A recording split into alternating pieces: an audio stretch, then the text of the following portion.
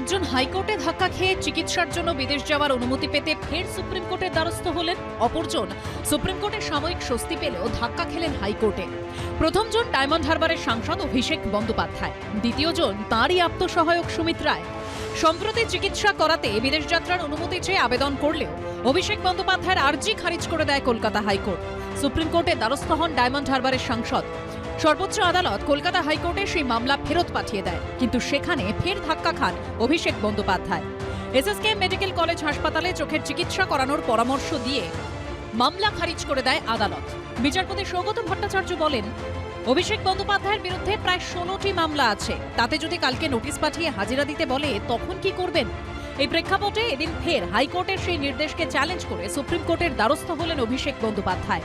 Diplomatic passport holder citizen, যিনি ভারতবর্ষে কোনো জায়গায় গ্রেপ্তারি নেই, জেলে নেই, তিনি কোথায় কোন ডাক্তার দেখাবেন, কোন হসপিটালে তিনি চিকিৎসা করাবেন, সেটা সম্পূর্ণভাবে তার ব্যক্তি স্বাধীনতা। সেই ব্যক্তি স্বাধীনতায় হস্তক্ষেপ করাটা সরকারের পক্ষেও সম্ভব নয় এবং আদালতকেও তার মর্যাদা দেওয়া উচিত, সেই আশা রেখেই সুপ্রিম কোর্টে যাওয়া। আগামী সপ্তাহে অভিষেক বন্দ্যোপাধ্যায়ের করা মামলার শুনানি হতে পারে সর্বোচ্চ আদালতে। আমাদের যুবরাজ, তিনিও সাংঘাতিক দুর্নীতি করেছেন, তাই জন্যই তো উনি বাইরে চলে যেতে চাইছেন চিকিৎসা করাতে। ওনাকে সুপ্রিম কোর্টে দৌড়তে হচ্ছে যে ওনাকে যেতেই হবে। তার মানে এজেন্ডাটা চিকিৎসা করানোর নয়, এজেন্ডাটা পশ্চিমবঙ্গ থেকে পালাবার। রাজ্যে বিজেপি সরকার আসার পরে অভিষেক বন্দ্যোপাধ্যায়ের আত্মসহায়ক সুমিত রায়ের বিরুদ্ধে ভুরি ভুরি অভিযোগ সামনে এসেছে।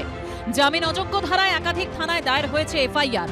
দুটি মামলায় রক্ষা কবচ পেলেও বাকি মামলাগুলিতে গ্রেপ্তারির আশঙ্কা করছেন অভিষেক বন্দ্যোপাধ্যায়ের আত্মসহায়ক। এই পরিস্থিতিতে রক্ষা কবচ চেয়ে এদিন হাইকোর্টে দ্বারস্থ হন সুমিত রায়। রক্ষা কবচ চেয়ে আবেদনে দ্রুত শুনানির আর্জি জানান তার আইনজীবী, কিন্তু তা খারিজ করে দেন বিচারপতি সৌগত ভট্টাচার্য। অভিষেকের সাথে এই সুমিত রায় যে সমস্ত অপকর্ম করেছে, সেই সমস্ত অপকর্মের তো আস্তে আস্তে নিদর্শন বাইরে আসছে। এত মামলা হয়েছে, তো স্বাভাবিকভাবে সে তো জেলে যাবে। এবার জেল যাত্রা বা থেকে বাঁচার জন্য যা যা করার করছে, কখনো হাইকোর্ট কখনো সুপ্রিম কোর্ট। শুক্রবারই শালবনির জমি দুর্নীতি মামলায় অভিষেক বন্দ্যোপাধ্যায়ের আত্মসহায়ক সুমিত রায়কে হাজিরার নোটিশ পাঠিয়েছে সিআইডি। এদিন সন্ধে ক্যানাল রোডে সুমিত রায়ের বাড়িতে গিয়ে নোটিশ দেয় সিআইডির দল। শনিবার সকাল 10টায় তাঁকে ভবানী ভবনে হাজির হতে বলা হয়েছে। সৌভিক মজুমদার, আশাবুল হোসেন ও সৌমিত্র রায়ের রিপোর্ট, এবিপি আনন্দ। এবিপি আনন্দ, এগিয়ে থাকে, এগিয়ে রাখে।